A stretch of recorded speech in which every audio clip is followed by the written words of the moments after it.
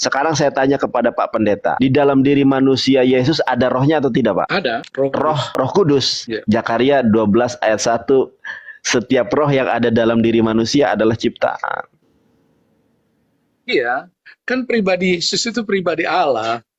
Tapi Pribadi ada rohnya Allah kan? yang menjelma jadi manusia, Iya. tetapi itu bukan roh manusia ciptaan. Di mana Bukan roh dasarnya? manusia yang ciptaan dong.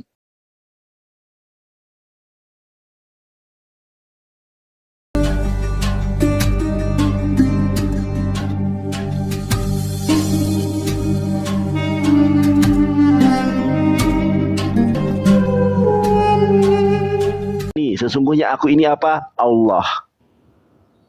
La ilaha illa anna. Tidak ada Tuhan yang berhak diibadahi kecuali hanya aku saja. Fa'budni, beribadahlah itu hanya kepada aku, kata Tuhan, kata Allah. Wa aqimis shalah, dirikanlah salat li zikri, untuk mengingat aku.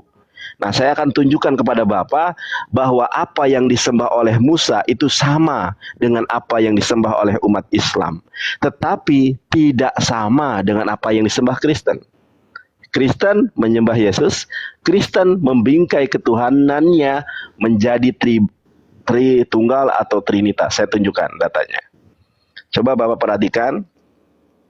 Saya akan buka di dalam, wah lemot sekali ini ternyata. Iya muter-muter ya Pak. Sebentar ya, kenapa muter-muter? Ini pakai apa wifi-nya ini? Benar ini.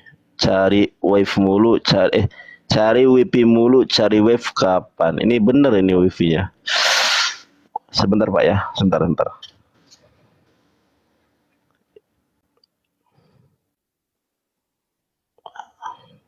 Sefaria itu ya? Iya, Sefaria. Saya soalnya nggak ada ini, saya pakai hotspot ini. Cuma kok ini hotspotnya sudah nyambung, tapi kok nggak bisa ya? Sebentar ya.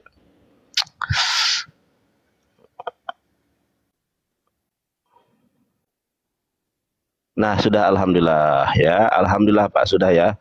Sebentar, saya cari. Nah, ini Pak. Exodus 20 atau dalam bahasa ya boleh Pak, silakan.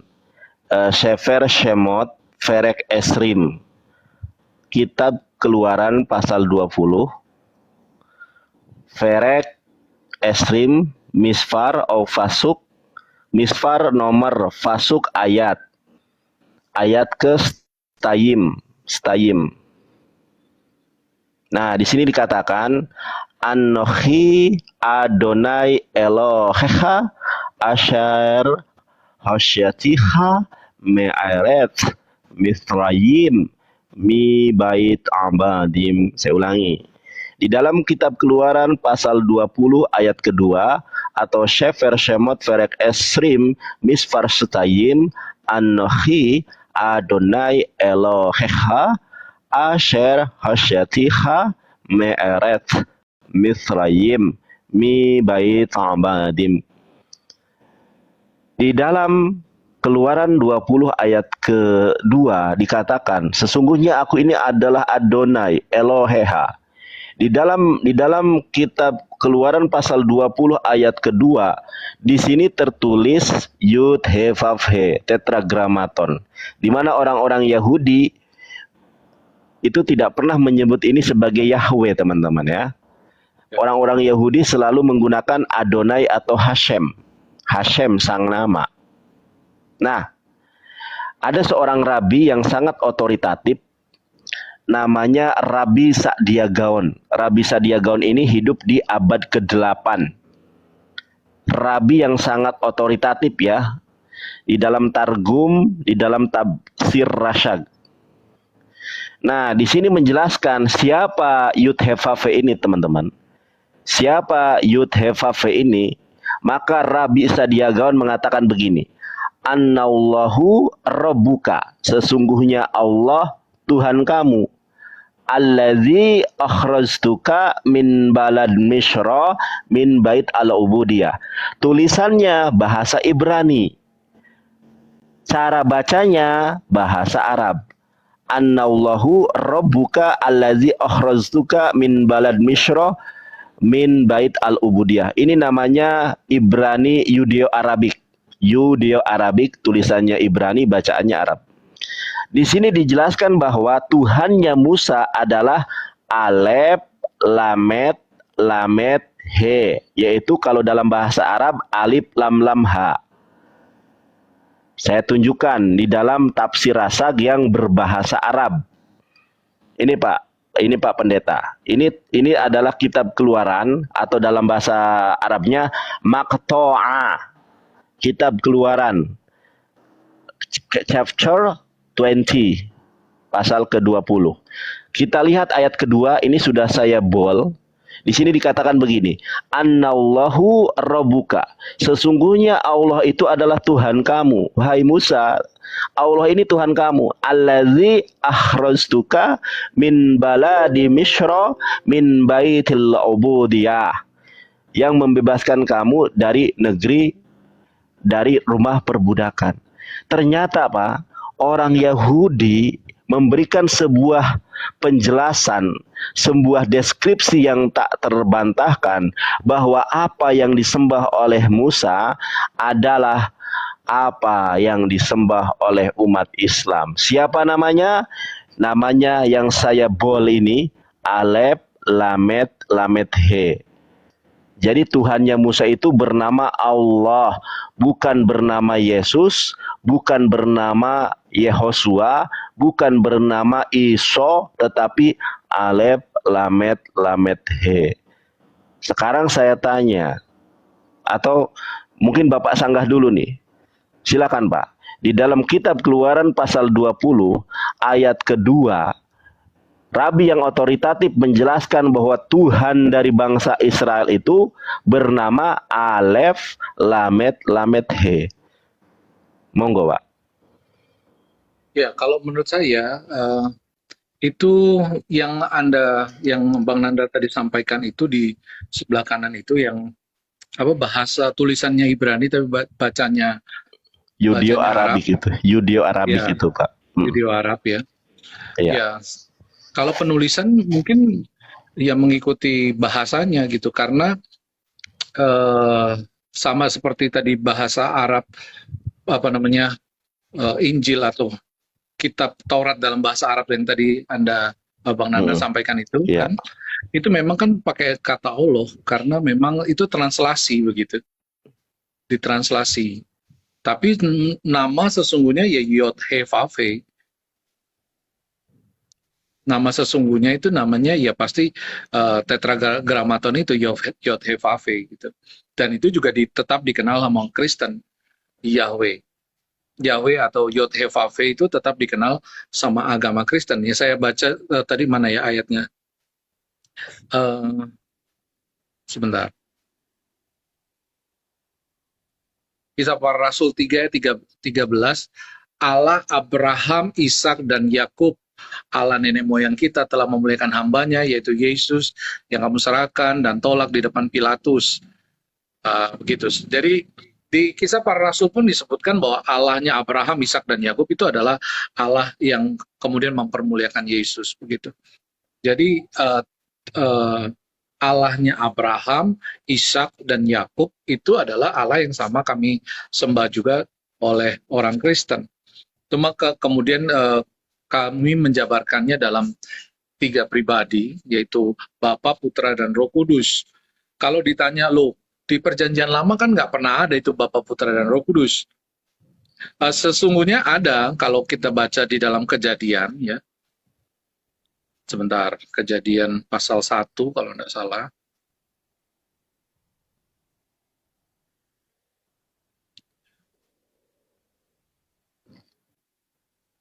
Pada mulanya Allah menciptakan, Kejadian 1 ayat 1 dan 2.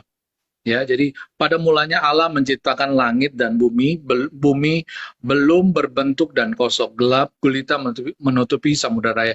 Roh Allah melayang-layang atas permukaan Allah. Jadi di situ ada roh Allah, Terus kemudian ayat 3, berfirmanlah Allah. Itu ada firman. Jadi ada Allah, ada roh Allah, ada firman Allah. Nah, itu memang secara tidak langsung di dalam Kejadian pasal 1 ayat 1 dan 2, 1, 2 dan 3 itu pun secara tidak langsung juga menjelaskan bahwa Allah itu juga terdiri dari roh dan juga terdiri dari firman-Nya. Begitu. Iya, mohon maaf Pak ya, saya tadi sedang buka laptop tapi saya tetap menyimak apa yang Bapak sampaikan. Kalau Bapak tadi mengatakan bahwa itu translatasi, mohon maaf Pak. Translasinya. Iya, kalau ilah Tuhan itu bisa ditranslate. Kalau proper name alef lamet he itu tidak bisa ditranslitasi. Makanya kalau umat Islam ditanya di Belanda, di Eropa, di Papua, dimanapun di seluruh penjuru bumi ini, kalau ditanya siapa Tuhanmu, marrabbuka Allah, what is your God, Allah. Karena itu adalah proper name, tidak bisa dirubah. Cuma memang ada yang salah dengan LAI. Salahnya di mana? LAI ini mohon maaf Pak ya, ini saya berkata sedikit tegas bahwa LAI ini tidak jujur. Tidak jujurnya di mana? Contoh ketidakjujurannya itu di dalam Kisah Para Rasul 3 ayat ke-13. Nah, kita lihat Pak. Nah, di dalam Kisah Para Rasul 3:13, Allah Abraham, Ishak dan Yakub, Allah nenek moyang kita telah memuliakan hambanya yaitu Yesus. Saya boleh ya Pak ya, biar kelihatan. Allah Abraham, Ishak dan Yakub, Allah nenek moyang kita yang telah memuliakan hambanya yaitu Yesus. Nah, ini sebetulnya Pak, kata Allah di sini itu bukan Allah sebetulnya. Makanya saya dan teman-teman AVII, Apologet Islam Indonesia, yang merupakan sebuah yayasan yang baru terbentuk, cepat atau lambat akan menggugat LAI supaya menghapus kata Allah sebagai generic name. Ini kata Allah sumber rujukannya dari mana? Saya tunjukkan Alkitab Al-Muqaddas dalam bahasa Arab. Kisah Para Rasul 3 ayat 13. Ini adalah Kisah Para Rasul 3, saya tunjukkan ya Pak ya. Nah, ini adalah Coptic Church Net yang menggunakan Alkitabul Muqaddas. Ini adalah Kisah Para Rasul nih. Aksen 3 ya, aksen 3 kita lihat nih. Kalau dalam bahasa Arabnya al-amal ya, perbuatan. Oke, kita lihat ayat ke-13. Coba di sini dilihat apa Pak? Inna ilaha, pakai ilah Pak, bukan pakai Allah Pak. Inna ilaha Ibrahima wa Ishaqa wa Yaquba ilaha abaina majada fatahu yashu alladzi aslamtumuhu. Nah, di dalam bahasa Arabnya Yesus itu ternyata Islam Pak. Yesus itu beragama Islam. Tetapi saya tidak membahas bahwa Yesus beragama Islam. Yang saya bahas di sini ada kekeliruan lembaga Alkitab Indonesia ketika mereka harusnya kalau mau ke Arab-Araban di sini menggunakan ilah. Ilahnya Abraham, ilah Ishak, Yakub, ilah nenek moyang kita yang telah memuliakan hambanya.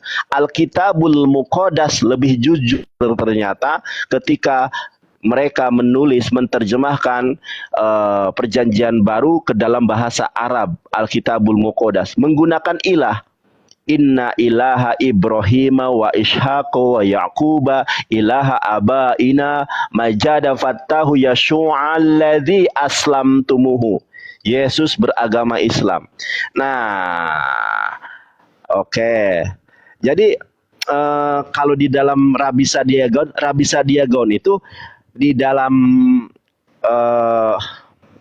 Shemot Perek Esri Misparstayim, saya tunjukkan datanya. Di dalam Shemot Perek Esri Misparstayim, ya, di sini ada dua Pak. Di sini ada dua, saya parsing satu persatu. Annallah, sesungguhnya Allah Rabbuka, Tuhan kamu. Sesungguhnya Allah adalah Tuhan kamu. Nah, frase alif lamet lamet he ini penjawantahan dari mana sih? Ternyata penjawantahan dari tetragramaton yud he vav he. Sebetulnya yud he vav he, Pak, secara definisi itu bukan proper name. Maksudnya apa? Maksudnya makanya orang Yahudi itu kemudian tidak menyebut yud he vav he sebagai proper name karena proper name-nya itu sebetulnya adalah Allah. Makanya ada namanya malaikat Gabriel. Gebra perisai, El Allah. Ada malaikat Rafael, Rafa penyembuh, El adalah Allah. Cuma pembahasannya kita bukan secara spesifik menjelaskan bagaimana kata ilah dan Allah, tetapi rabi yang otoritatif di kalangan Yahudi itu menginterpretasikan, menjelaskan di abad ke-8. Berarti abad ke-8 itu hidup 800 Masehi. Menjawantahkan. Makanya orang Yahudi, orang Kristen di Mekah, di Madinah, ketika Rasulullah mendakwahkan Islam, mereka tidak pernah kemudian menyangkal Rasulullah, loh kok Tuhannya kamu Allah? Tuhan kami Yud He Vav He, Tuhan kami Adonai. Tidak pernah, Pak. Di dalam sejarah Islam yang tertulis di dalam sirah Nabawiyah, tidak ada orang Yahudi satupun yang membantah nama Tuhan. Karena kenapa? Karena Rabi Sadia Gaon sudah mengkonfirmasi bahwa yang disembah oleh Musa itu bernama Alef Lamet Lamet He, Allah, bukan Yud He Vav He. Nah, sekarang saya minta, Pak, ini pertanyaan saya ya, biar langsung kita agak panas sedikit karena biar tidak ngantuk. Kalau di dalam Torah sangat jelas Tuhan memperkenalkan diri dan tadi sudah dijabarkan bahwa Tuhannya itu bernama Allah. Sedangkan di dalam Kristen menyembah Bapa, Anak dan Roh Kudus.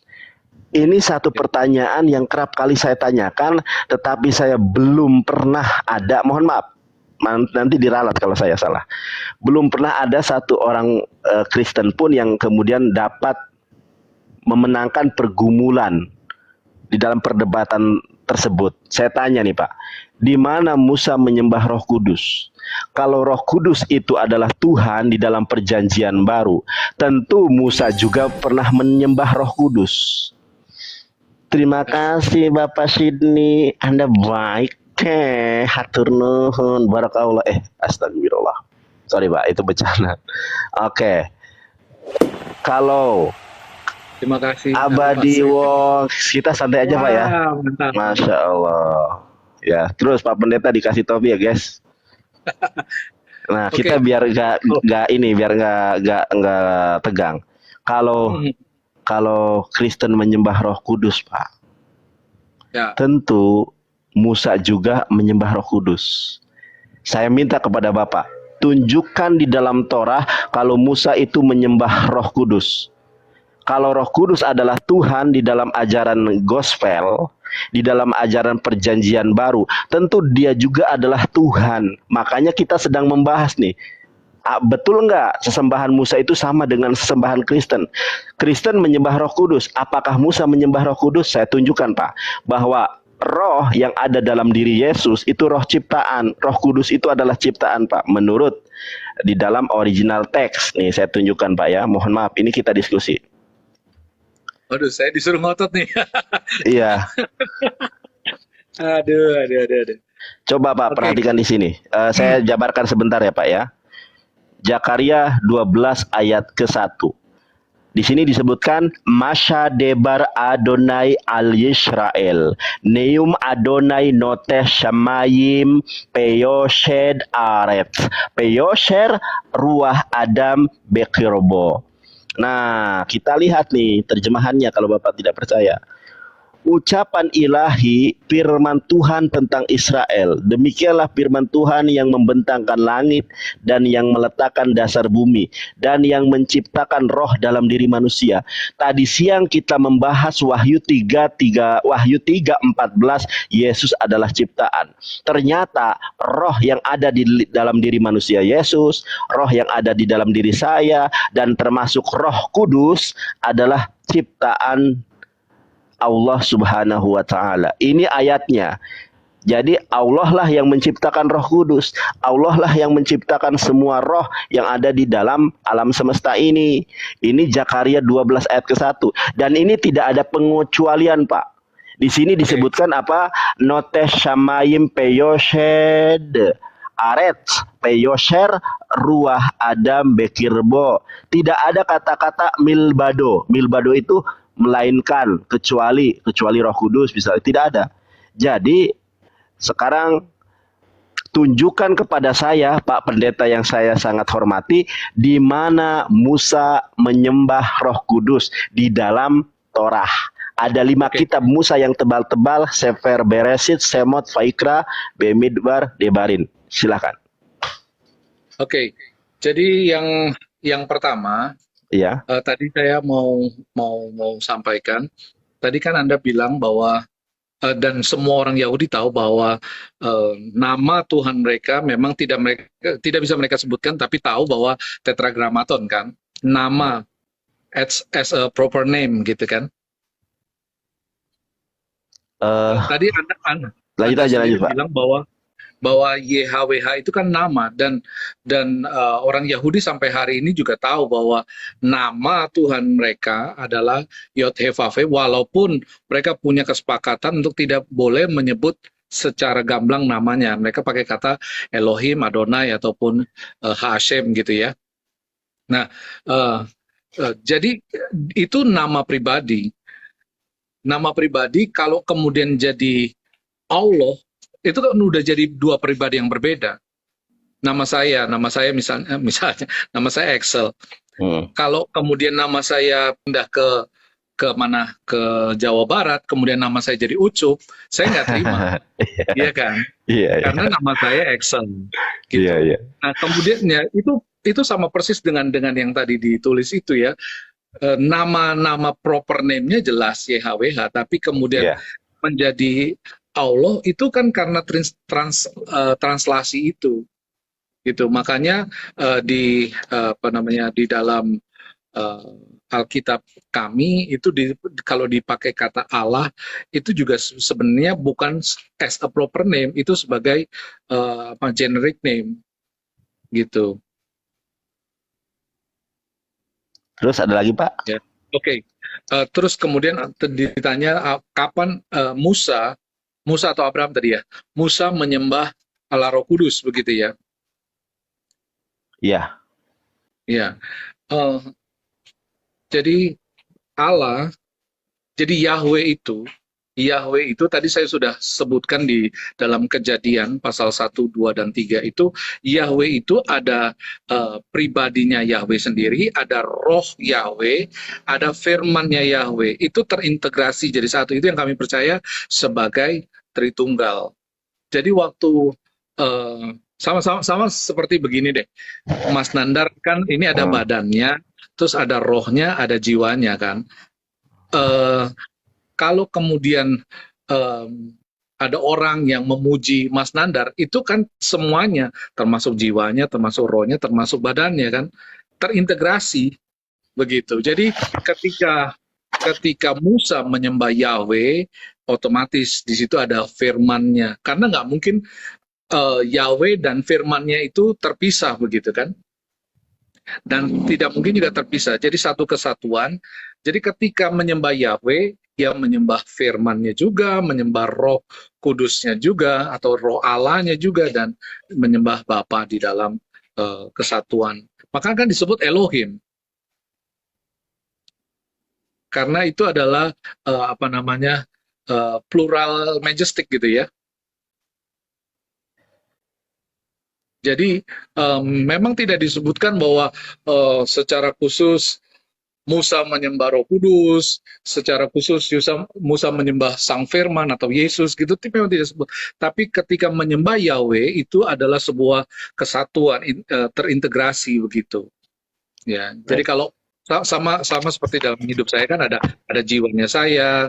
Jiwa itu kan untuk kita berpikir, untuk kita merasakan happy, senang. Sedangkan roh ini kan kehidupan kita gitu kan. Kan terintegrasi jadi satu. Roh saya nggak jalan sendiri, kemudian firman saya nggak, tapi terintegrasi. Jadi waktu ada orang yang memuji saya, ya termasuk ada badan saya, ada roh saya di dalamnya, ada jiwa saya, begitu. Itu penjelasan dari saya. Betul, betul. Oke, terima kasih Pak Pendeta. Tapi mungkin Pak Pendeta paham dengan pertanyaan saya, di mana Musa menyembah Roh Kudus. Iya. Iya, tadi sudah dijawab oleh Pak Pendeta. Begini Pak Pendeta. Roh Kudus ini adalah salah satu pribadi yang disebutkan di dalam perjanjian baru yang namanya terang tertulis, Ruach HaKodes. Betul atau betul? Ya. Roh Kudus ini adalah salah satu pribadi Tuhan yang namanya tertera jelas, Ruach HaKodes. Baptislah mereka di dalam nama Bapa, Anak, dan Roh Kudus. Di dalam Lukas, siapa yang menghujat manusia, Lukas 12 ayat 10. Siapa yang menghujat manusia, siapa yang melawan anak manusia, dosanya diampuni. Tetapi barang siapa yang menghujat Ruach HaKodes, dosanya tidak akan diampuni. Kekal selama-lamanya di dalam api neraka. Tertulis. Kalau Roh Kudus ini adalah Tuhan di dalam perjanjian baru dan namanya, pribadinya disebutkan berulang kali, tentu juga dia disebut di dalam Torah. Saya tadi bertanya kepada Bapak, di mana Musa menyembah Roh Kudus? Ini baru saya bertanya di mana Musa menyembah Roh Kudus. Belum lagi saya tanya di mana Musa kemudian ada di dalam Torah sebuah ayat berbunyi Anahnu Aba Pehaven Feruah HaKodes Eloheha. Anahnu kamilah Aba Bapa Pehaben Anak Feruah HaKodes Eloheha. Di mana di dalam ajaran Torah yang mengatakan kami adalah Bapa, Anak, dan Roh Kudus Tuhan kamu? Saya gak bertanya ke situ Pak. Yang saya tanya di mana Musa menyembah Roh Kudus. Karena kalau Roh Kudus adalah Tuhan di dalam perjanjian baru, maka dia Tuhan di dalam Torah. Oke, saya kerucutkan ke yang lebih sedikit. Di dalam kitab Torah mana, Sefer Beresit, Semot, Vaikra, Bemidbar, Tevarim, ada tertulis Ruach HaKodes. Ada tertulis Ruach HaKodes. Sebelum Bapak jawab, tadi Bapak mengatakan kalau nama saya Excel di Maluku, tentu di Inggris juga Excel. Tetapi ada hal yang aneh, Pak. Hal yang aneh apa? Saya tunjukkan. Di dalam Matius 1 ayat ke-1. Saya bacakan kepada Bapak. Di dalam Matius the online Greek Bible, Matius 1 ayat ke-1. Di sini disebutkan apa? Biblos Genesios Iso. Ternyata nama Yesus itu bukan Yesus, tetapi di sini dikatakan Iso. Berubah, Pak. Proper name berubah di situ. Lalu tadi Bapak mengatakan, jadi Pak, Tuhan yang benar itu adalah Allah.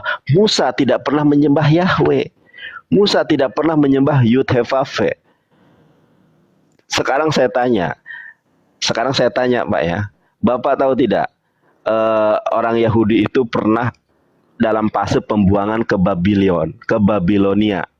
Itu pada tahun berapa? Saya lupa. Itu kan 500 tahun sebelum Masehi. Sekitar 582 sebelum Masehi. Di masa itu orang-orang Yahudi mereka dibutakan terhadap Torah. Sehingga ada pembaharu namanya Ezra. Kalau dalam Islam Ujer. Itu pembaharu kitab suci itu. Ketika orang Yahudi sudah tidak mengenal Torah, tidak mengenal nama Tuhan, ada pembaharu namanya Ezra. Yahweh itu, Yud-He-Vav-He itu bukan sesembahan orang Yahudi. Itu sesembahan paganisme. Nih saya tunjukkan datanya. bahwa Yahweh itu adalah ini Pak. Yud-Heh-Vav-He adalah Tuhannya suku nomaden, penyembah berhala. Asal mula nama Yahweh itu dalam temuan arkeologi itu adalah berhala dari suku nomaden. Makanya orang Yahudi kemudian tidak pernah mau menyebut nama Yahweh karena ada asimilasi, ada sinkretisme, di mana pada saat itu orang Yahudi sedang terpuruk, kitab sucinya ada intervensi dari apa namanya pemerintahan pada saat itu. Makanya salah satu caranya tertulisnya Yud-Heh-Vav-He, tetapi orang Yahudi nggak mau menyebut Yud-Heh-Vav-He karena yakin betul Tuhannya bernama Allah. Nah, sekarang pertanyaan kedua. Nandar, di dalam Alkitab Perjanjian Lama tertulisnya Yud-Heh-Vav-He. Bapak tahu tidak? Kodeks tertua berbahasa Ibrani dalam Perjanjian Lama itu tahun berapa? Kurang paham saya. Nah, itu tahun 300 Masehi, Pak. Kodek Leningrad. Nah, lalu sebelum itu pakai apa mereka? Sedangkan kodeks yang bertuliskan bahasa Ibrani di dalam Perjanjian Lama itu baru ditulis pada abad ke-3, 300 tahun setelah Yesus lahir. Makanya tidak kredibel nama Tuhan Yud-Heh-Vav-He itu tidak kredibel. Lebih dulu naskah Septuaginta. Kalau naskah Septuaginta Perjanjian Lama dalam bahasa Yunani itu ditulis pada abad ke-300 sebelum Masehi. Jadi abad lebih tua Septuaginta kan. Nah, di dalam Septuaginta tidak ada Yud-Heh-Vav-He, tetapi tertulis apa? Furios dan Theos. Saya tunjukkan. Saya nggak mau berasumsi. Saya tahu itu. Ya, ini saya tunjukkan, Pak. Saya tahu. Ya, kita nggak apa-apa ya, Septuaginta. Sebentar, perasaan aku udah ada deh. Nah, ini, Pak. Nah, Septuaginta misalnya, kita buka nih. Kejadian. Ya, Kejadian 1 misalnya. Nah, Kejadian 1 nih. Saya mana tuh tadi itu tuh. Penunjuk saya kemana tadi tuh ya? Mana penunjuk saya ini? Oh, ini nih. Nah, ini Pak. Penunjuk saya di dalam kitab Kejadian atau di sini Genesis ya, Genesis pasal ke-1.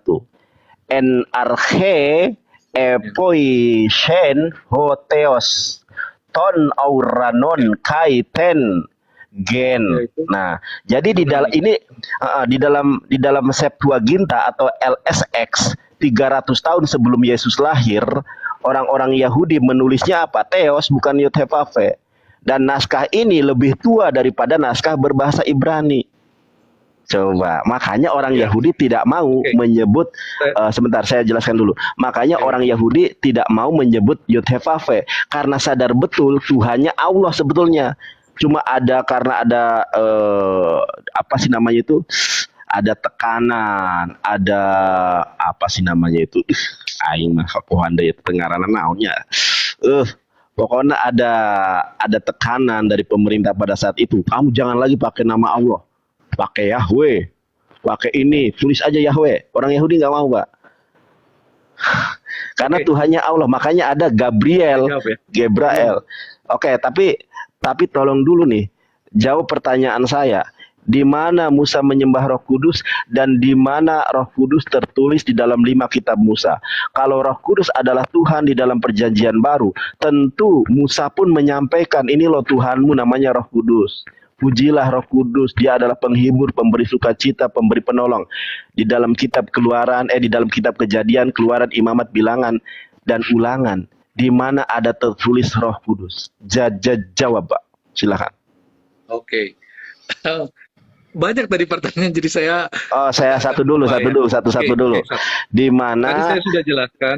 Di Ya, mana saya masih ingat di itu. mana ya, di mana di dalam Torah tertulis Roh Kudus. Silakan, Pak. Ya, memang kan tadi saya sudah jelaskan bahwa secara eksplisit memang tidak pernah tertulis bahwa si Musa itu menyembah kepada Roh Kudus. Tapi kan saya sudah jelaskan bahwa itu terintegrasi karena eh, Yahweh itu disebut juga Elohim karena memang di situ ada plural majestic gitu, ada apa namanya, ada kemajemukan yang kudus begitu ya. Di situ ada pribadi Allah, ada pribadi rohnya Allah, nama firmannya. Jadi ketika dia menyembah Yahweh, itu dia menyembah otomatis juga kepada firman dan kepada Roh Kudus. Terus kemudian tadi Anda bilang, Mas Nandar bilang, Mas apa Bang ini atau Kang ini? Boleh Eh, apapun.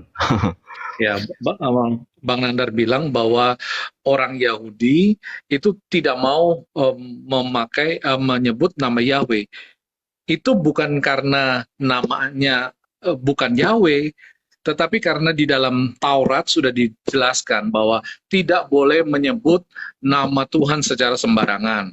Itu mengapa mereka mereka begitu hormat dengan nama Yahweh, bukan karena Yahweh itu bukan nama Tuhan mereka, bukan karena di dalam Taurat itu dijelaskan bahwa eh, mereka harus jangan menyebut nama Tuhanmu dengan sembarangan sehingga mereka apa namanya begitu menghormati nama itu sehingga buat mereka nggak boleh mereka sebut nama Yahweh-nya, tetapi nama Yahweh tetap dipakai 1 kali 1 tahun oleh imam besar ketika mempersembahkan korban, tetap dipakai nama Yahweh, bukan nama Allah yang seperti yang Anda sebutkan. Setiap tahun, 1 tahun 1 kali, imam besar itu bawa korban yang disebut nama Yod He Vav He. Cuma penyebutannya secara langsung memang itu jadi rahasia karena ada yang bilang Yahweh, ada yang ngomong Jehovah, tapi yang jelas bukan Allah. Tapi Gitu. tapi Rabi Yahudi yang sangat otoritatif menyebutkan bahwa itu Allah. Iya, itu translasi. Tadi saya bilang kan translasi. Translasi. Dan Anda bilang tadi Septuaginta kan ya. Iya. Nah, Septuaginta itu ada dasar. Nah, pasti nggak mungkin kan dia menulis langsung begitu saja kan? Pasti Ah, ada dasar. Dia menulis kembali, kan pasti Bang Nandar tahu ya, apa alasan kemudian Septuaginta dituliskan? Karena orang-orang Yahudi di perantauan sudah tidak mengenali lagi bahasa Yahudi toh. nah itu kan. Nah, nah makanya mereka kemudian menulis itu dalam bahasa Yunani dan mereka mengerti dalam bahasa Yunani. Nah, Jadi sebenarnya kalau apa namanya maaf, namanya translitasi. diterjemahkan, artinya ada dong apa namanya tulisan aslinya untuk diterjemahkan. Jadi kalau dibilang itu baru ada di abad keempat, itu yang ditemukan. Tetapi sebelum itu kan sudah ada tulisan atau sudah ada kitabnya, itu sudah ada bukan kitab, mungkin gulungan ya, saya nggak tahu persis. Tapi yang jelas mungkin belum kitab karena kitab kan baru ditemukan setelah Masehi kan. Tapi pasti sudah ada gulungan-gulungan atau perkamen-perkamen di mana Taurat itu sudah ditulis dalam bahasa Ibrani dan kemudian ditranslate atau diterjemahkan ke bahasa Yunani. Artinya itu tetap sudah ada. Nggak mungkin kan tiba-tiba aja tulisan dalam Yunani kalau nggak ada bahasa Ibraninya untuk apa namanya ditranslasikan, untuk ditranslate, nggak mungkin. Jadi pada masa Septuaginta pun Taurat dalam tulisan Yahudi pun ada dan saya yakin itu pakai Yod He Vav He. Kenapa?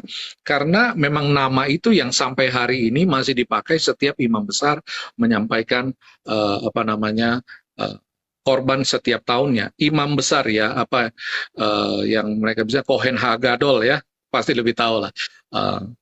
Itu setiap kali 1 kali 1 tahun, Anda juga boleh cek pernyataan saya ini kepada Rabbi Yaakov. Ya.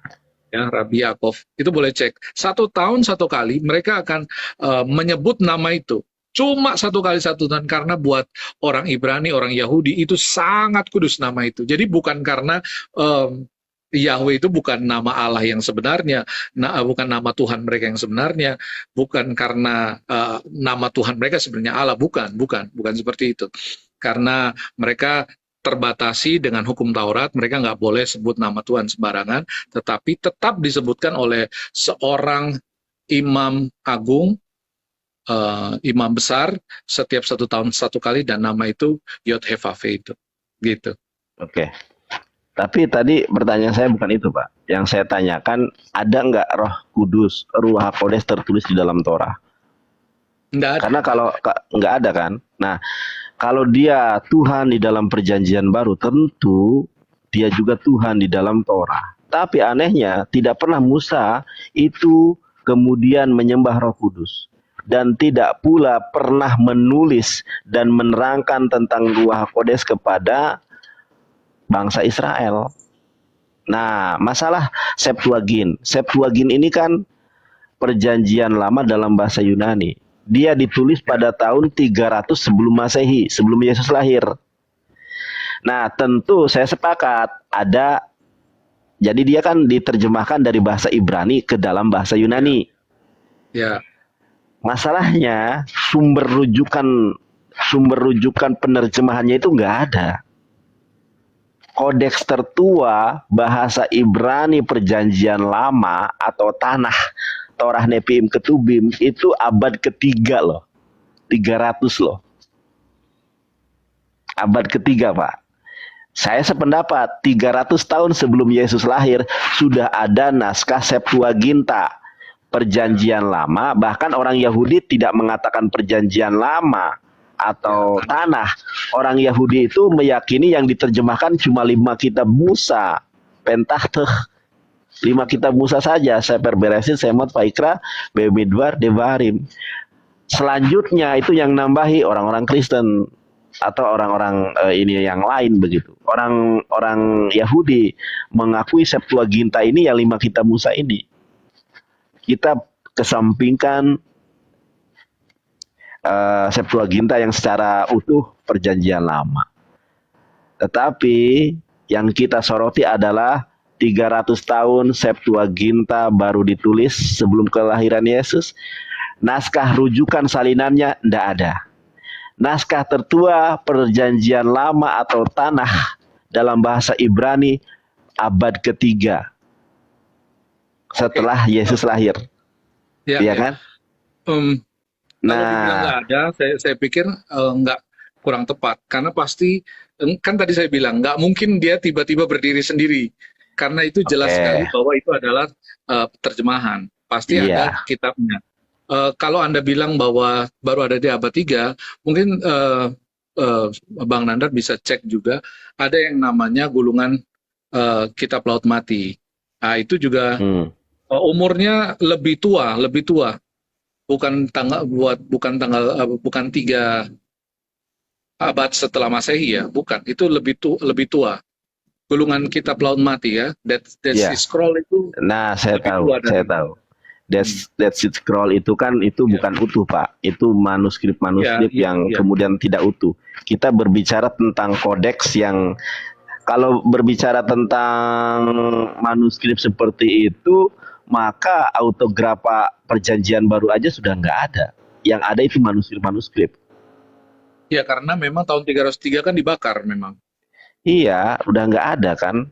Kalau kita berbicara autografa, makanya diakui atau tidak kodeks perjanjian lama atau tanah itu abad ketiga. Kodeks itu kan sudah lengkap, buku dari kitab Kejadian sampai kitab Maleaki, itu abad ketiga. Tapi gulungan-gulungan yang terpisah ada, makanya itu yang ditranslasikan, itu yang ditranslatekan. Iya, tapi kalau di abad itu kan abad ketiga ya, kemudian 5 abad seterusnya, kemudian Rabi Sadia Gaon menjewantahkan bahwa Yud-Heh-Vav-Veh adalah Alef Lamet Lamet He. Makanya orang Arab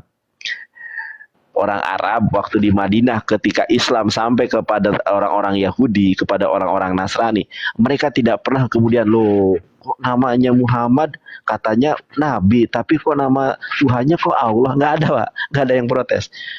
Itu kita kesampingkan.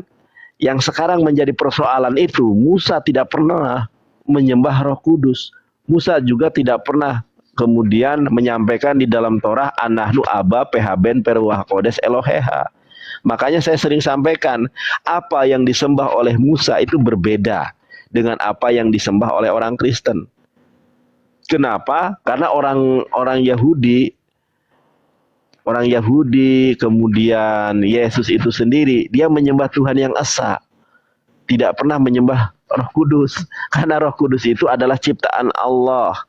Sebagaimana tadi saya jabarkan di dalam apa tadi? Oh iya, yang Di ditulis tadi kan dalam Roh iya dalam kecil. Oke, sebentar Pak. Kita lihat nih di dalam manusia Zakaria. Sebentar. Karena di dalam bahasa Ibrani itu tidak mengenal huruf kecil dan besar, Pak. Nih, Pak. Di sini dikatakan begini, masa debar Adonai al Yisrael neum Adonai notes shamayim peyoshed ares feyosher ruah Adam bekirbo.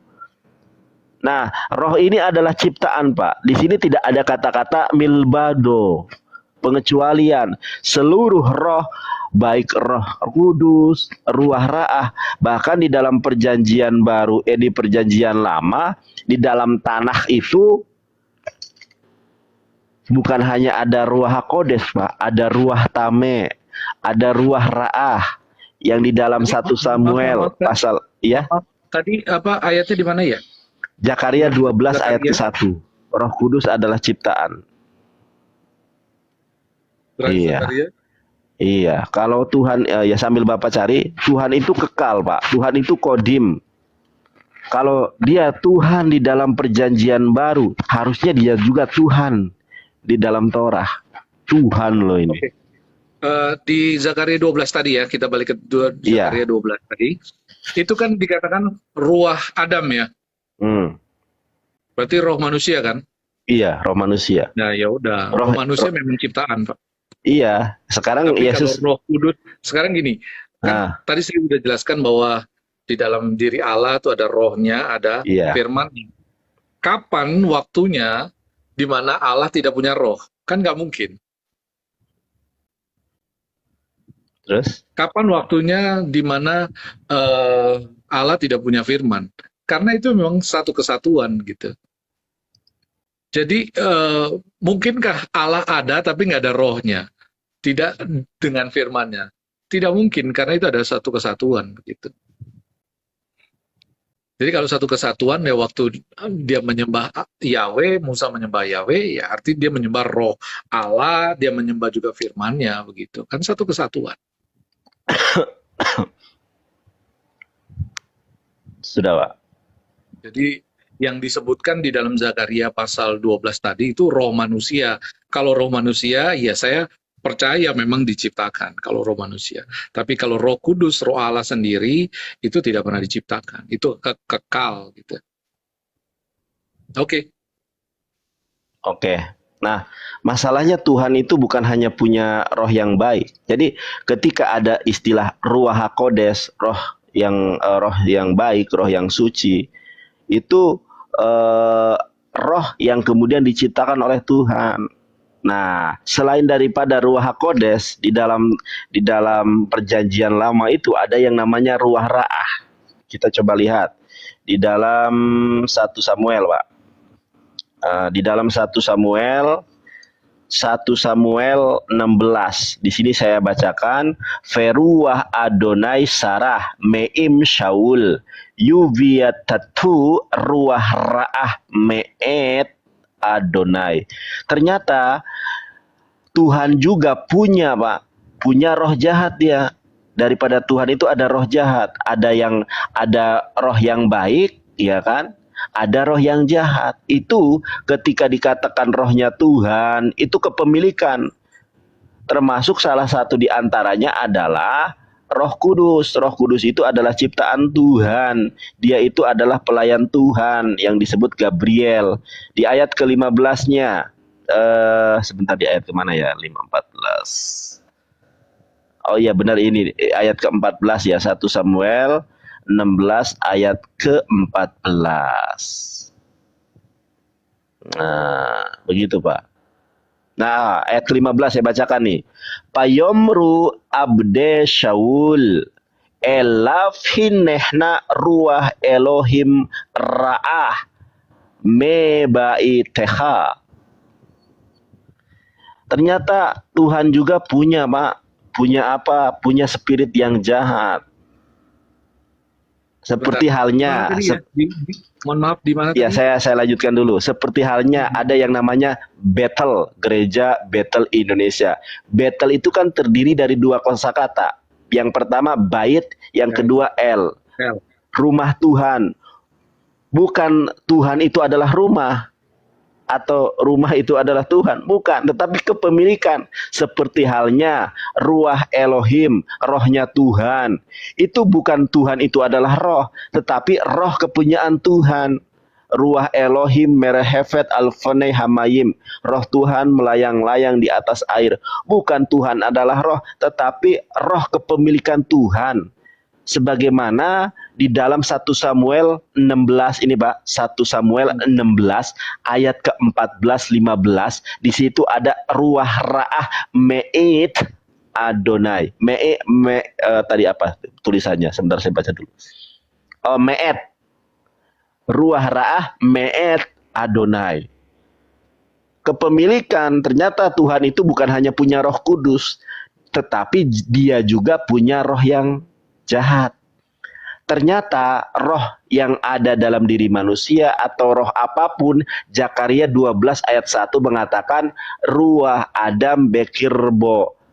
Diakui atau tidak, ketika Elizabeth mengandung Yahya Pembaptis, Yohanes Pembaptis, Roh Kudus yang ada di dalam perut Elizabeth kan melonjak-lonjak. Iya, melonjak-lonjak. Kenapa? Karena dia adalah ciptaan Tuhan. Sesuai dengan Zakaria 12 ayat 1, bahwa roh yang ada dalam diri manusia, termasuk di dalam diri manusia Yesus dan di dalam diri manusia Yohanes Pembaptis, adalah roh ciptaan Allah. Makanya saya bilang, apa yang disembah oleh orang Yahudi dengan apa yang disembah oleh Kristen itu berbeda. Tetapi apa yang disembah oleh orang Yahudi dengan Islam sama, yaitu Alef, Lamet, Lamet, He, Allah. Begitu, Pak. Ya, tadi kan saya udah bilang bahwa kalau roh manusia memang ciptaan, saya percaya itu karena memang itu. Karena di situ kan jelas perkataannya ruah Adam toh. Jadi sedangkan Roh Kudus itu pribadi dari Tuhan. Oke. Makanya Sekarang kan saya tadi tanya. saya bilang bahwa sejak kapan pernah ada Tuhan terpisah dari rohnya? Tidak pernah, karena memang roh itu kekal. Sejak kapan Tuhan itu terpisah dari firman-Nya? Tuhan jadi gagu, nggak bisa ngomongin, nggak pernah. Oke. Ya, karena memang itu jadi satu terintegral jadi satu begitu. Oke, Jadi sekarang itu saya tanya, bukan Pak. ciptaan, Roh Kudus bukan ciptaan. Dan kemudian kalau menanggapi di sini, itu kan roh dari Tuhan itu meninggalkan dia, dan kemudian a spirit trouble him, Saul gitu kan. Ada roh lain gitu yang roh lain yang mengganggu dari Saul. Tapi ini Jadi saya itu tunjukkan, bukan Pak. Tuhan. Ini Pak, ini saya tunjukkan ya, Pak ya. Di sini dikatakan apa, Pak? Itu ruah Tuhan, Pak. Nih. Ruah Elohim, Pak. Ini yang saya boleh, Pak. Ruah Elohim Ra'ah. Ini ya, saya nggak bohong ya. Ya, ruah Elohim Ra'ah. Ruah Tuhan nih jahat. Roh Elohim Tuhan Ra'ah jahat.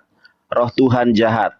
Nah, ternyata Tuhan juga punya roh jahat. Makanya begini, Pak. Sekarang saya tanya kepada Pak Pendeta. Di dalam diri manusia Yesus ada rohnya atau tidak, Pak? Ada. Roh Kudus. Ya. Zakaria 12 ayat 1. Setiap roh yang ada dalam diri manusia adalah ciptaan. Iya, kan pribadi Yesus itu pribadi Allah. Tapi pribadi ada rohnya Allah kan? Yang menjelma jadi manusia. Iya. Tetapi itu bukan roh manusia ciptaan. Di mana dasarnya? Yang ciptaan dong. Tapi poinnya begini, Pak. Kan saya di awal begini. Kalau Roh Kudus itu Tuhan di dalam perjanjian baru, tentu dia juga adalah Tuhan di dalam Torah. Ya. Masa Musa tidak pernah mengenalkan Roh Kudus adalah Tuhan kalau dia adalah Tuhan? Tuhan itu kan kodim, Pak. Tuhan itu kekal. Ya, Masa orang Yahudi tidak diperkenalkan ada Tuhan yang bernama Roh Kudus? Karena Roh Kudus itu kan sebetulnya adalah oknum juga dia itu. Bahkan Yesus juga kan menjanjikan Roh Kudus, iya kan? mhm, Yang tupoksinya adalah pemberi sukacita, penolong, memberikan penghiburan. Ini kan ya, tugas dari Roh Kudus. mhm, Apakah Musa tidak pernah mengenalkan? Makanya saya tanya, kalau Roh Kudus adalah Tuhan di dalam perjanjian baru, tentu dia juga Tuhan di dalam Torah. Torah yang kitab tebal itu, kitab Kejadian, Keluaran, Imamat, Bilangan, Ulangan, 5 kitab Musa yang tebal seperti itu, banyak hal-hal yang diceritakan di dalam kitab itu yang sebetulnya tidak penting. Ada beberapa bagian yang kemudian bukan tidak penting ya. Lebih penting harusnya berbicara tentang Roh Kudus. Tapi kalau Bapak cari di dalam Torah tidak pernah ada diksi Ruach HaKodes. Makanya jangankan saya bertanya di mana Musa menyembah Roh Kudus. Jangankan Musa menyembah Roh Kudus, tertulis Ruach HaKodes aja di dalam Torah nggak ada, Pak. Coba Bapak cari Roh Kudus dalam Torah, nggak ada, Pak. Nah ini kan jadi aneh. Mohon maaf Pak ya, kita sedang mhm. ini nanti kita Ya, enjoyan lagi. oke, santai. Perjanjian baru dia Tuhan dalam Torah loh. Torah itu kan Torah itu kan singular. Kalau pluralnya Torot. Hukum artinya fundamental dia itu, imamat dia itu. Tapi tidak pernah ada Roh Kudus di dalamnya. Padahal dia adalah pribadi Tuhan. Makanya saya sampaikan, kalaulah apa yang disembah oleh Kristen ini sama dengan apa yang disembah Musa, tentu Musa juga menyembah Roh Kudus. Mohon maaf Pak, Roh Kudus ini dalam analisa saya lebih hebat daripada Yesus. Saya tunjukkan ayatnya. Ntar Pak ya, mohon maaf ini kita diskusi ya. Nanti saya minta maaf kepada Bapak apabila kata-kata saya mungkin terlalu lancang ya. Kalau dalam keimanan Bapak. Tapi saya coba eh, kita dibuka di dalam Lukas 12 ayat 10. Setiap orang yang mengatakan sesuatu melawan anak manusia, ia akan diampuni. Tetapi barang siapa yang menghujat Roh Kudus, ia tidak akan diampuni. Artinya apa? Roh Kudus ini memiliki peran yang sangat penting. Bahkan menghujatnya saja itu tidak akan diampuni. Kalau melawan Yesus sebagai anak manusia masih diampuni kata Yesus. Begitu pentingnya, kenapa tidak disebut di dalam Torah? Kalau teman-teman Kristen kan suka mengutip ini dalam Kejadian, di dalam Ulangan 18 ayat 18 tentang Yesus. Tetapi tentang Roh Kudus kok nggak ada gitu loh. Kok tidak pernah ada tertulis Ruach HaKodes. Kalau dia Tuhan di dalam perjanjian baru, harusnya dia Tuhan di dalam Torah. Tetapi Musa ternyata tidak pernah menyembah Roh Kudus. Musa tidak pernah, jangankan Musa menyembah Roh Kudus. Tertulis nama Roh HaKodes aja nggak ada. Gitu Pak. Gimana Ya menurut karena Bapak? oh iya, memang berbeda antara perjanjian baru dan perjanjian lama. Oh berbeda. Yang berbeda kan perjanjian baru ini kan gambaran-gambaran yang pada akhirnya nanti akan digenapi di perjanjian lama, maaf. Perjanjian Hmm. lama ini kan ada gambaran-gambaran yang nanti akan digenapi di perjanjian baru begitu kan. Hmm. Ya. Tentang surga dan neraka pun di Taurat nggak ada toh. Surga dan neraka nggak ada di Taurat. Jadi kalau kalau cara berpikirnya memang berbeda antara perjanjian lama dan perjanjian baru. Kalau Begitu. Tuhan ada Pak. Tapi ya, kenapa? Kalau Tuhan ada kan di dalam Ya, Torah. ada. Roh Kudus menurut Ini Bapak Tuhan bukan? Tuhan, ya tadi saya Nah, bilang sudah terintegrasi dalam Yahweh itu. Makanya kan Yahweh disebut Elohim, iya kan? Karena kan kalau kalau single kan Elua toh, makanya disebut Elohim. Karena apa ya namanya? Plural majestic gitu. ya plural majestic. Iya. Ya karena itu plural itu kenapa kok bisa dibilang plural? Ya karena terdiri dari ada roh Allah, ada firman Allah dan pribadi Allah. Jadi itu. Makanya jadi kalau apa Musa menyembah memang ya kalau ditanya mana ayatnya memang nggak ada, memang nggak Nggak ada. ada kan? Memang nggak Nggak ada ada. Tapi ayatnya. kita kita bisa bisa apa namanya apa namanya berpikir dengan jernih bahwa pribadi Allah itu tadi di Kejadian pasal 1 ayat 1 sampai 3 itu kan ada Allah sendiri, ada firman-Nya, ada rohnya kan.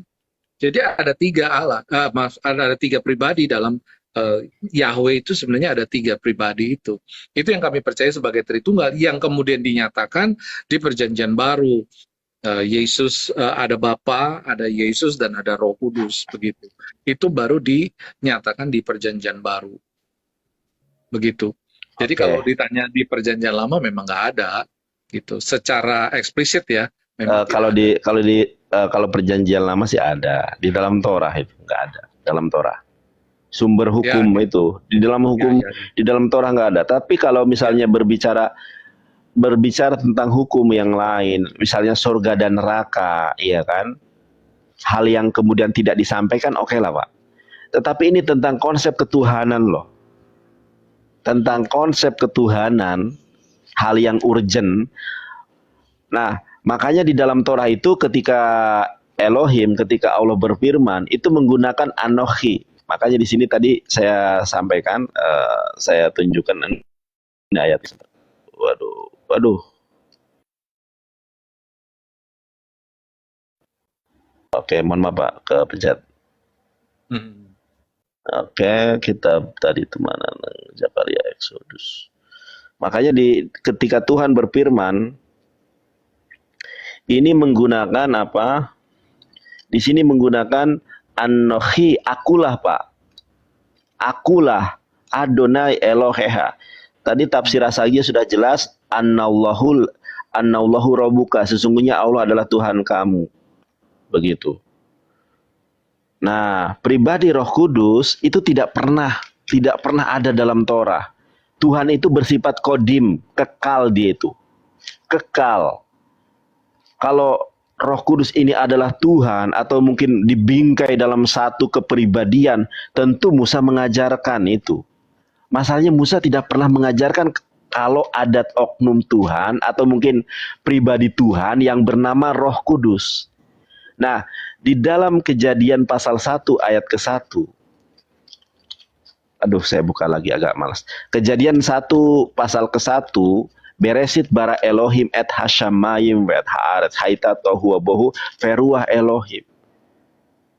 Ya. Feruah Elohim di situ bukan ditafsirkan sebagai pribadi Tuhan, firman, roh, bukan Pak. Ruah Elohim orang-orang Yahudi yang kemudian mereka kompeten menguasai tata bahasa gramatikal Ibrani.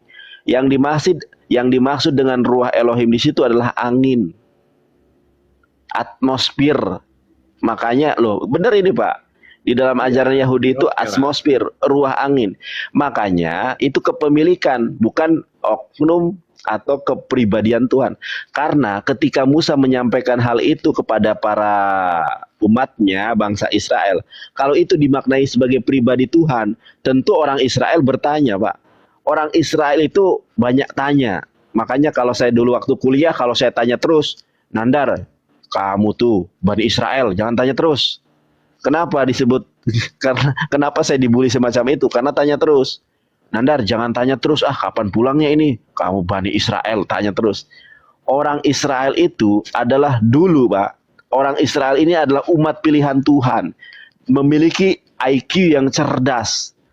Ketika di dalam Al-Quran, ketika Musa disuruh menyembelih sapi, itu orang Israel itu sapinya seperti apa? Warna apa, jantan apa, betina, muda atau tua. Ini dia berbicara ketuhanan. Tidak mungkin orang Yahudi kemudian tidak kritis. Ini roh Elohim ini siapa ini Musa? Tentu kalau saya jadi umat Israel pada saat itu saya akan bertanya. Nah, 5 kitab Musa tidak pernah berbicara Roh Kudus dan Musa tidak pernah memuji. Tidak pernah memuji, tidak pernah menyebut, tidak pernah menyembah Roh Kudus.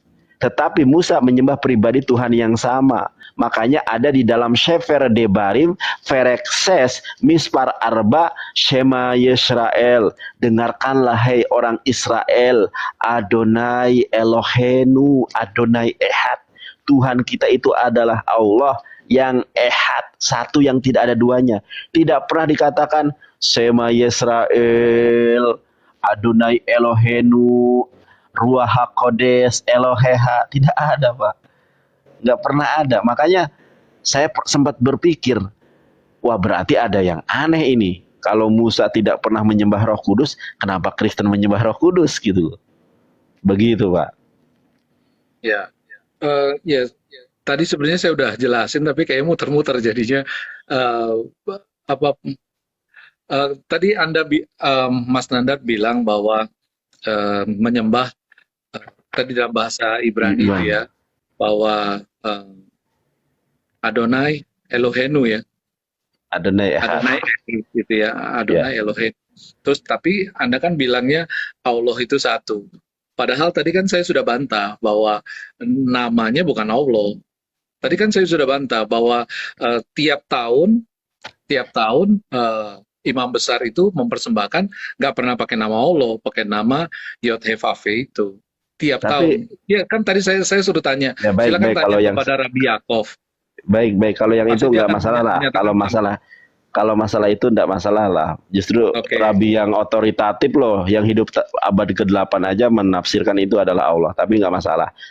Yang saya bahas itu adalah kenapa Musa tidak pernah menyembah Roh Kudus. Ini hal yang substansi, Pak ya. Mudah-mudahan menjadi asbab hidayah buat Bapak.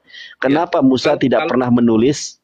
Coba sekarang Bapak cek nih dalam Torah, ada nggak Musa menyembah Roh Kudus? Jangan menyembah lah, menyebut Roh Kudus aja di dalam Tadi kan konsep saya udah ketuhanan. Iya, ada nggak? bilang memang nggak Apa ada. tadi? Nggak ada ya? Memang nggak ada kan? Kan saya Nggak udah ada bilang kan? memang nggak ada secara eksplisit begitu, memang tidak pernah Nggak ada. ada. Iya.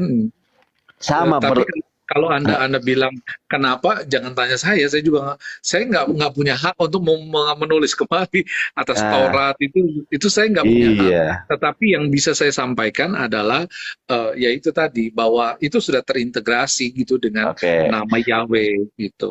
Begitu. Kalau itu berarti keterkaitan dengan iman ya, Pak ya. Dengan iman, boleh, Pak ya. Kalau dibilang begitu. Iya. Karena tadi kita akan membahas nih ada enggak, tadi siang kita membahas ada enggak Bunda Maria menyembah Roh Kudus, meyakini Yesus adalah firman yang hidup, Yesus adalah reinkarnasi jadi manusia. Tadi Bapak jujur enggak ada. Pak, di mana Yesus mengatakan bahwa dirinya adalah firman yang hidup, ada enggak di dalam Torah, di dalam perkataan Yesus? Enggak ada. Sekarang makasih Pergi. Sekarang di mana Musa menyebut Roh Kudus, saya permudah ini, saya nggak usah menyembah lah. Di mana Musa menyebut Roh Kudus di dalam Torah, nggak ada. Saya yakin Bapak ini seorang yang lembut hatinya, orang yang pintar, orang yang cerdas, bahkan seorang pendeta. Mudah-mudahan Bapak dapat hidayah loh. Karena permasalahan ketuhanan di dalam Kristen ini, Bunda Maria tidak pernah loh ada ayatnya menyembah Yesus. Meyakini Yesus sebagai firman yang hidup, tidak ada ayatnya. Bahkan Yesus sendiri tidak pernah mengatakan itu. Sekarang ditambah orang Kristen memuliakan menyembah Roh Kudus. Musa tidak ada ayatnya menyebut. Ini sebetulnya ini sebagai evaluasi ya. Saya tidak bermaksud untuk mempengaruhi atau memaksakan keyakinan saya kepada Bapak. Bapak harus ikut saya, tidak. Tetapi ini PR loh Pak. Kalau Bapak bertanya kepada saya, Nandar, siapa Tuhanmu? Allah. Siapa nabimu? Muhammad. Apa kitabmu? Quran. Orang Islam ditanya tentang ketuhanan, nggak ada yang kemudian Tuhannya, nggak ada Pak. Tuhanmu siapa? Allah. Bagaimana Allah itu? Qul huwallahu ahad, Allahus samad, lam yalid walam yulad walam yakul lahu kufuwan ahad. Allah itu qul huwallahu ahad, katakanlah Allah itu esa. Qul huwallahu ahad, lam yalid walam yulad. Allah itu tidak beranak dan tidak diperanakan. Walam yakul lahu kufuwan ahad, tidak ada yang setara dengan Dia. Nandar, gimana wujud bentuknya Allah? Laisa kamitslihi syai'un, tidak ada yang setara dengan Allah. Nah, Allah berapa? Esa. Kita menyembah kepada siapa? Allah. Simple. Tapi kalau Bapak, coba Bapak mungkin saya nggak bermaksud mempengaruhi, Pak. Coba direnungkan, Ya. kenapa kok Musa tidak pernah menyembah Roh Kudus? Kenapa Bunda Maria tidak pernah menyembah tertulis ayatnya? Padahal Bunda Maria ini informan terpenting loh. Kalau seandainya ada perkataan Bunda Maria atau paling tidak kesaksian Bunda Maria, para murtadin aja Pak, orang Islam ya, yang masuk Kristen kan dia bersaksi, saya menuhankan Yesus karena saya bertemu bermimpi dengan Yesus, dia begini begono. Kesaksian para murtadin itu kan tujuannya untuk menguatkan iman kita, iman teman-teman Kristen. Bunda Maria kalau kesaksiannya ada andai kata, wah itu menguatkan Pak. Jadi kalau misalnya di mana dalil ketuhanan Yesus, tinggal sebutkan aja. Bunda Maria berkata, inilah anakku Tuhan. Dalil yang sangat kuat itu. Tetapi kenyataannya tidak ada. Yesus adalah firman yang hidup. Di mana ayatnya Yesus sendiri mengatakan, aku adalah firman yang hidup. Akulah Tuhan semesta alam. Dalilnya kuat. Tetapi kenyataannya tidak ada dalil semacam itu Pak. Ini buat renungan Bapak. Saya nggak bermaksud untuk mempengaruhi ya. Oke, tapi Iya, iya. tapi begini, maksudnya dasar kami itu kan bukan cuma perkataan Maria gitu ya. Apalagi kan saya sering kali dengar kaum Muslim tuh bilang bahwa kapan Yesus mengatakan dirinya Tuhan, itu sering banget saya sampai bosan saya dengar itu. Kapan Yesus menyatakan dirinya Tuhan, kapan Yesus minta disembah gitu kan. Sering banget pertanyaan-pertanyaan seperti itu, karena memang karena saya tahu itu kan yang dimulai kalau nggak salah Zakir Naik kalau nggak salah, pertanyaan-pertanyaan seperti itu ya, karena memang secara apa namanya tertulis memang nggak ada, tapi kalau kita belajar tentang keseluruhan Alkitab, kita akan mengetahui bahwa Yesus itu memang Tuhan, karena ketuhanan Yesus itu bukan berdasarkan atas pernyataan dirinya. Jadi dasar orang, kami mempercayai Yesus bukan atas pernyataan dirinya semata. Justru kalau dia cuma ngomong sendiri, kita perlu pertanyakan. Kalau misalnya saya ngomong, saya adalah Tuhan, sembahlah saya, apakah otomatis saya jadi Tuhan? Enggak toh. Jadi bukan pernyataan kita sendiri yang menjadikan menguatkan fakta bahwa kita itu Tuhan atau Yesus itu Tuhan, bukan. Tapi kan kita bisa pelajari dari firman-firman Tuhan, dari kuasanya, dari kasihnya, dari pribadinya, dan dari Injil kan kita bisa temukan ada ayat-ayat yang mengatakan dia adalah Alfa dan Omega, dia adalah Sang Firman yang turun ke dunia menjadi manusia. Nah dari situ kan kita bisa pelajari. Jadi sama dengan pernyataan dari Mas Nandar barusan bahwa di manakah Maria mengatakan hal itu, memang nggak ada. Tetapi kami nggak mendasarkan itu dari pernyataan Maria atau pernyataan, karena pendukung yang mengatakan bahwa Yesus itu Tuhan tuh banyak, gitu kan, ayat-ayatnya ada ayat yang mendukungnya. Terus kemudian pernyataan bahwa Roh Kudus itu adalah pribadi Allah, itu juga ada ayat pendukungnya. Jadi nggak semata-mata harus dari si A, si B, enggak juga gitu. Oke, ada lagi Pak? Ya, saya pikir itu sebentar. Iya. Gini, kalau kita baca Matius 5 ayat ke-14, kamu adalah terang dunia. Kamu adalah terang dunia. Jadi kalau ada sesuatu yang tidak dijelaskan, itu bukan terang namanya, tetapi gelap. Nah, kalau Tuhannya orang Yahudi itu minta disembah, dan dia mengikrarkan diri bahwa dia ini adalah Tuhan. Keluaran 20 ayat kedua, Anohi Adonai Eloheha, aku adalah Tuhan kamu. Ada pernyataan yang tegas, bukan hanya satu ayat, itu satu ayat saja ya. Karena kalau kita bahas ayat yang lain, begitu banyak jumlahnya. Keyakinan ayat dasar bahwa Yahudi punya Tuhan, dan Tuhannya jelas mengakui bahwa dirinya Tuhan. Di dalam Matius 4 ayat berapa tadi? Matius berapa tadi ya? Bahwa kamu adalah terang dunia. Yesus adalah terang dunia, tapi menjelaskan tentang ketuhanan kok nggak terang, gelap. Nah, saya bukakan datanya Pak ya. Kalau orang Yahudi Tuhannya minta disembah juga gitu. Iya. Iya, sebentar, Maria, sebentar ya. Saya ada kok. Sebentar, saya lupa ayatnya, tapi biar tidak dikatakan apa namanya itu, tidak dikatakan asumsi, saya akan tunjukkan. Oke ya, sebentar Pak ya. Kita sambil santai aja. Di mana ya? Saya itu dicatat Pak, data-data itu dicatat. Mantap lah. Iya dicatat gitu kan, supaya nanti kalau ada ini dijadikan dalil gitu kan. Oke, sebentar saya bukakan dulu ayatnya Pak ya. Saya sudah Oke, ketemu siap. ayatnya. Terima kasih Mas Haru. Iya.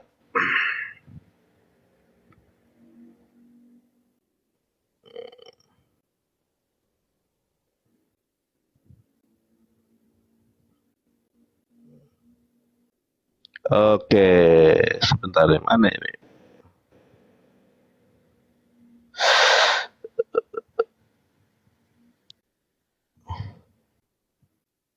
Oke, sebentar Pak ya. Saya bukakan dulu Keluaran. Wow, mantap.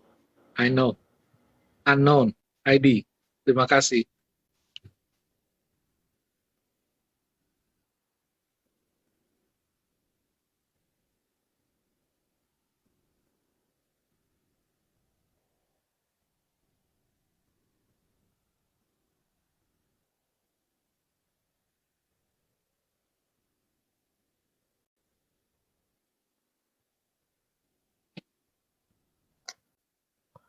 Eh, 24.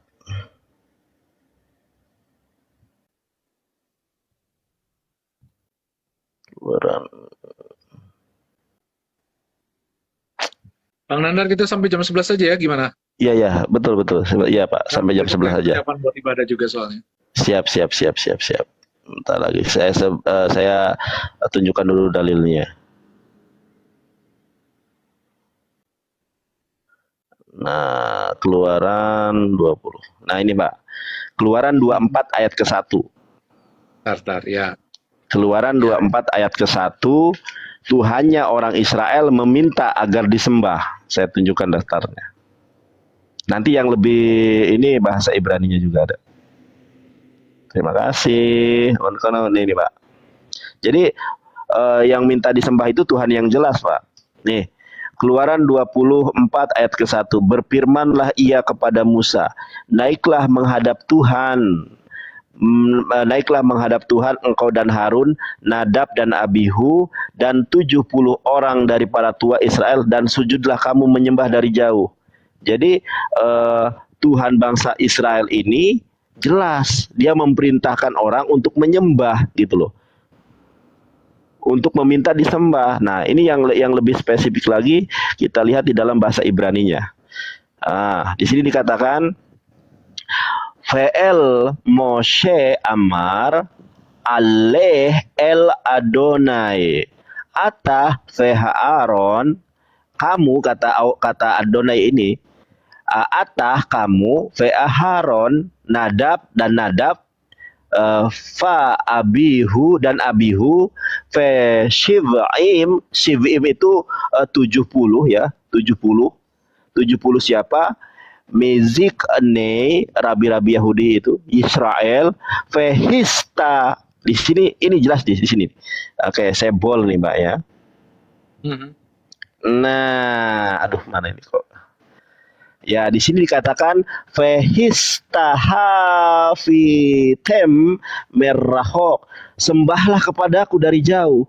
Jadi Ve'el Moshe Amar Ella Ve'el Moshe Amar Ale El Adonai Atah. Musa memerintahkan kepada siapa? Kepada kamu Musa, Haron dan kepada Harun, Nadab dan kepada Nadab, Pa Abihu dan kepada Abihu, Shib'im kepada 70 orang, Mizikanei, rabi-rabi atau tua-tua Israel, tua-tua orang Yahudi apa? Fehistahafitem, untuk bersujud, untuk menyembahku, merahok, dari jauh. Tuhan bangsa Israel meminta umatnya untuk menyembah. Yesus tidak ada kejelasan. Mudah-mudahan menjadi berkat buat Bapak ya. Kalau Bapak memang sudah mau diakhiri nggak apa-apa. Tapi yang jelas Kalau Tadi Tuhannya lanjut, lanjut, lanjut. iya, kalau Tuhannya Israel jelas pribadinya Ehad, tidak pernah dia Tuhan ada namanya Roh Kudus, tidak ada pernah menamakan Tuhannya itu anak, dan tidak ada di dalam tanah ataupun di dalam Torah.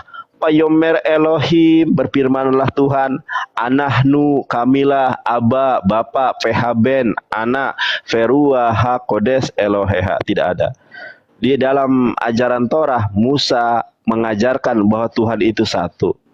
Dan Tuhan menyatakan dirinya satu, dan Tuhan menyatakan dirinya Tuhan. Keluaran 20 ayat ke-1. Dan Tuhan meminta untuk disembah di dalam Keluaran 24 ayat ke-1. Apa tadi itu? Taha fitem merahok, dan sembahlah aku dari jauh. Meminta untuk disembah. Begitu, Pak. Terima kasih, Pak, ya. Kalau bicara disembah, Yesus juga disembah. Silakan baca aja. Ada berulang kali kan orang-orang yang datang waktu disembuhkan mereka menyembah Yesus, itu ada beberapa kali. Tapi dan Yesus nggak menolak penyembahan itu, begitu kan? Yesus nggak menolak ketika perempuan yang disembuhkan itu menyembah, sujud menyembah kepada Yesus itu, Yesus nggak menolak. Jadi memang tidak ada pernyataan Yesus sembahlah aku, tapi kenyataannya ketika ada orang yang menyembah, dia nggak menolak. Bahkan pasti tahu juga Mas Nandar, si Thomas mengatakan Kurios dan Theosku kan, Tuhan dan Allahku. Dan Yesus juga nggak pernah menolak pernyataan itu, begitu. Tapi kalau ditanya mana Yesus ngomong, memang nggak ada. Karena ya tadi bahwa standar ketuhanan itu bukan dari pernyataan dia minta disembah. Kalau menurut saya seperti itu. Dan kalau bicara tentang Ehad, kayaknya panjang lagi nih Bang Nanda. Kalau kita bilang tentang Ehad. Jadi makanya kan di situ ditulis Allah itu Esa, bukan Allah itu satu kan. Karena Ehad itu bukan cuma satu kan gitu. Iya, terus? Iya. Ada lagi, Pak? Ya, Sudah. Ehad. Ya. Oke. Jadi kalau menurut saya simpulkan dari pernyataan saya ya. Baru nanti silakan Mas Nanda. Iya, silakan. Jadi kalau menurut saya, kalau tadi pertanyaannya adalah di manakah Musa mengatakan menyembah Roh Kudus, memang tidak ada. Tetapi Roh Kudus itu adalah terintegrasi dari Yahweh, Elohim itu. Terintegrasi karena di dalam pribadi Bapa ada pribadi rohnya, atau roh Allah, atau Roh Kudus, dan juga ada pribadi firman-Nya. Jadi tiga itu menjadi satu kesatuan yang disebut Elohim itu. Nah kalau dikatakan juga tadi bahwa nama Tuhannya, orang Yahudi, orang Israel itu adalah Allah, menurut saya tidak tepat. Karena Yahweh atau Yod-Heh-Wav-He itu adalah nama pribadi Tuhan mereka, ya, dan itu juga masih disebutkan setiap kali imam besar menyampaikan korban itu setiap tahun, dan tidak menggunakan kata Allah. Begitu. Mungkin itu saja dari saya. Ya. Mas Nanda, terima kasih banyak. Tapi boleh saya tanggapi, boleh saya simpulkan juga. Iya. Oke. Ada beberapa yang ingin saya simpulkan. Ada yang beberapa yang ingin saya tanggapi. Kalau Tuhan bangsa Israel itu sangat jelas meminta untuk disembah. Tuhan orang Israel meminta untuk disembah. Kalau Bapak mengatakan Yesus juga disembah, itu beda Pak. Proskune itu berbeda dengan makna di dalam bahasa Ibrani vehistatem. Karena kenapa? Karena di dalam perjanjian lama Boas juga disembah Pak. Ini saya tunjukkan dalilnya. Boas juga disembah. Di dalam Rut 2 ayat ke-10. Lalu sujudlah Rut menyembah dengan mukanya sampai ke tanah dan berkata kepadanya, mengapakah aku mendapat belas kasihan daripadamu sehingga Tuhan memperhatikan aku padahal aku ini seorang asing? Boas menjawab, telah dikabarkan kepadaku dengan lengkap segala sesuatu. Jadi ini baru satu ayat Pak. Di ayat-ayat yang lain Daud menyembah Saul. Ada Daud menyembah Saul. Ada kemudian seorang menyembah Daniel. Apakah mereka Tuhan? Kan beda. Ya. Nah, ada kata menyembah. Jadi budaya itu, tradisi. Menyembah bersujud itu tradisi. Cuma kalau vehistatem, ini perintahnya Tuhan, bukan perintah manusia. Dan Yesus tidak pernah memerintahkan orang untuk menyembah dia. Lalu yang terakhir, di dalam Yohanes 20 ayat ke-28. Nah, Yohanes 20 ayat ke-28 ini sebagai penutup ya Pak ya. Ini data yang Bapak maksudkan ketika Thomas mengatakan Avekrite. Thomas Ya. menjawab, berkata Thomas, kai aiven hauto, dan berkata kepada dia, yaitu Yesus, ho kurios mau kai ho theos mau. Ini ketika di dalam bahasa Yunani itu ada gramatikal Pak. Ini ketika Thomas berkata kurios itu bukan kepada orang yang ada di hadapan dia, tetapi kepada sesuatu yang tidak hadir. Saya ini benar Pak. Pendeta Esra Soru sudah membenarkan apa yang saya sampaikan.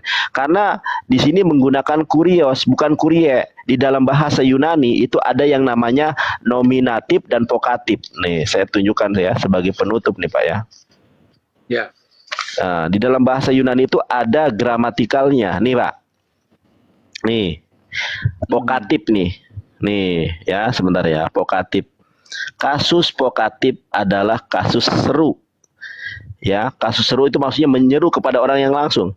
Kasus vokatif dipakai bila berkata-kata kepada seseorang atau kepada sesuatu benda yang dipakai untuk atau benda itu kepada objek. Nah, itu menggunakan di sini contohnya ada. Aduh, kok agak burem ya. Laptop buku saya ini, Pak. Nah, ini contoh. Kalau berbicara langsung atau vokatif itu menggunakan ini contohnya apa? Kurie. Di sini apa, Pak? Ini kurios. Kalau kurios itu tidak berbicara langsung, tetapi dia jadi begini, saya jelaskan ya. Jadi si Thomas itu kan nggak percaya kalau Yesus itu disalib. Makanya si Thomas disuruh untuk mencucukkan tangannya ke perut dan ke tangannya. Ketika mencucukkan tangannya ke perut, tangan si Thomas mencucukkan ke perut Yesus dan tangannya, Thomas kaget. Ya Tuhanku, ya Allahku, itu bukan kepada Yesus. Serius ini Iya. kajian ilmiah, Silakan. ilmiah Oke, Pak. berdasarkan ini ya, gramatikal Yunani. Di dalam gramatikal Yunani itu ada vokatif, ada nominatif, ada datif.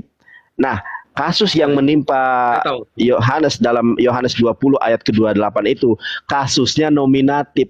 Jadi si Thomas ini kaget dan menyebut ya Tuhanku, ya Allahku, itu tujuannya bukan kepada Yesus.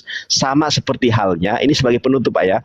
Sama seperti halnya ketika saya waktu kecil habis sekolah, saya nggak langsung pulang ke rumah, saya sepedahan. Ibu saya bilang, hai Nandar ya Allah, hai Nandar ya Allah.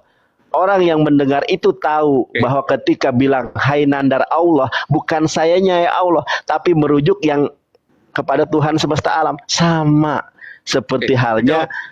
Oke, saya jawab. Kalau baca di dalam Yohanes 20 ayat 28 itu di terjemahan Indonesia, Thomas menjawab dia. D-nya besar. Menjawab dia, ya Tuhanku dan Allahku. Itu satu. Ya. Yang kedua, buat orang Yahudi nggak boleh menyebut nama Tuhan sembarangan. Jadi nggak mungkin Thomas bilang, ya Tuhan, ya Allahku, itu nggak mungkin. Karena buat orang Yahudi nggak boleh sebut nama Tuhan sembarangan. Dan yang ketiga, budaya kaget atau budaya latah itu tidak pernah dikenal di dalam Yahudi. Budaya latah itu cuma dikenal di Indonesia, Malaysia, dan Afrika. Nah gitu. Tapi di dalam bahasa Yunani itu mengenal gramatikal, Pak. Iya, betul. Mengenal betul. nggak kaget atau tidak kaget itu seperti halnya Maria Magdalena juga ketika itu kan Rabuni. Tetapi saya tidak akan berbicara kepada Maria Magdalena. Ini coba Bapak miliki buku ini, coba Bapak belajar kembali atau coba mengulik ya. Ini bahasa Yunani Koine. Di ayat gini, sebentar Pak, kita tunjukkan nih Pak ya. Ini contohnya gini loh Pak. Ini disampaikan kan. Kasus vokatif dipakai apabila berkata-kata kepada seseorang atau kepada sesuatu benda, yaitu dipakai untuk orang atau benda itu. Ada kalanya dipakai juga juga kata ho, dan ada kalanya tidak. Misalnya ini nih, kurie Pak, pakai kurie. Nah, ternyata di dalam Yohanes 20 ayat ke-28 itu tidak menggunakan kurie. Coba Bapak nanti di sini ada ya nominatif ya. Di mana nominatif ini? Nominatif. Nah, nanti di sini ada, Pak. Di dalam bahasa Yunani itu ada pembelajarannya, ada gramatikalnya, ada nih kata benda yang Iya. berakhiran os dikenal kedua, ya, kasus-kasus nominatif, vokatif dan akusatif ada. Nah, di dalam Thomas 20 ayat ke-28 itu bukan kasus vokatif. Kalau vokatif itu berbicara langsung, seperti halnya saya kepada Bapak. Misalnya saya bilang ini juga, ya Allah, Pak Excel. Saya tidak mengatakan Pak Excel adalah Allah. Karena kenapa? Iya. Ada gramatikalnya kalau dalam bahasa Yunani. Ntar saya tunjukkan ya yang nominatif nih Pak ya. Sebelum berakhir nih. Biar Bapak tahu nih nominatif. Saya kan ada bukunya. Sebentar. No, kasus vokatif. Mana ya kasus nominatif? Wah, di mana sebentar ya? Oke. Nah, ini ketemu.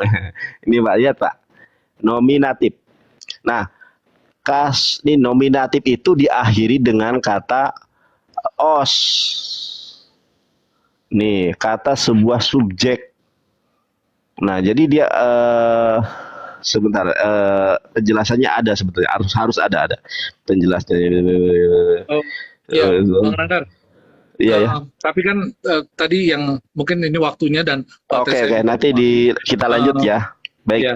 Tapi kan begini, yang tadi saya bilang tadi kan Mas Nandar bilang waktu sepedahan gitu, ya Allah Nandar kan bukan berarti dan itu kan budaya Indonesia, budaya Yahudi tidak mungkin.